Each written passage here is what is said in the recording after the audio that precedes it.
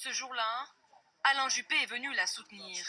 Mais sous l'œil des caméras, Nathalie Kosciusko-Morizet est plus seule que jamais. Sa campagne patine. Partout où je passe, je constate que la campagne est difficile pour vous. D'autant plus difficile pour elle qu'un candidat de La République En Marche a été désigné au dernier moment pour lui faire face.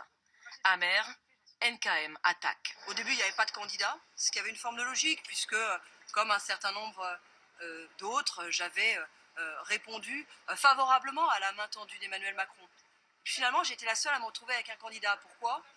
Et pas parce que c'était un ami de Richard Ferrand. On l'a appris après. Bon, ça s'appelle de la cooptation. Je vous dis pas que c'est moins bien que les autres partis politiques, je vous dis que c'est pas mieux. Le prétendu ami de Richard Ferrand, c'est lui. Mes chers amis, GLG. Comprenez, Gilles Legendre. Un homme calme, au ton posé. la nouvelle page que nous écrivons ensemble ce soir, C'est donc lui qui fait trembler Nathalie Kosciusko-Morizet. Novice en politique, porté par des sondages en sa faveur, il se voit déjà mener la bataille du second tour.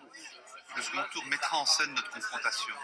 Donc l'ambiguïté dans laquelle elle essaye de s'installer ne pourra plus fonctionner, puisque précisément nous serons en opposition frontale, si c'est elle qui est au second tour. Si c'est elle. Parachuté dans cette circonscription, NKM n'est décidément pas la bienvenue. Alors moi je suis le régional de l'étape, comme on dit autour de France. Lui, c'est Jean-Pierre Lecoq, dissident Les Républicains. Il est clairement là pour faire perdre Nathalie Kosciusko-Morizet. Vous pourrez acheter une valise pour NKM. Une petite valise, elle va continuer son nomadisme politique de toute façon. C'est une femme dont le destin politique va s'arrêter, elle le sait d'ailleurs, elle est en panique. Elle est en panique. Tout aussi durs sont les propos d'Henri Guénaud, l'autre dissident Les Républicains. C'est pas moi qui ai passé 15 jours à essayer d'être ministre d'Emmanuel Macron. C'est pas moi qui ai passé 15 jours à faire des pieds et des mains pour qu'on retire la candidature du candidat d'En Marche.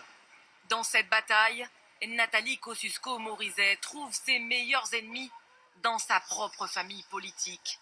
Une guerre des droites qui laisse présager un naufrage collectif.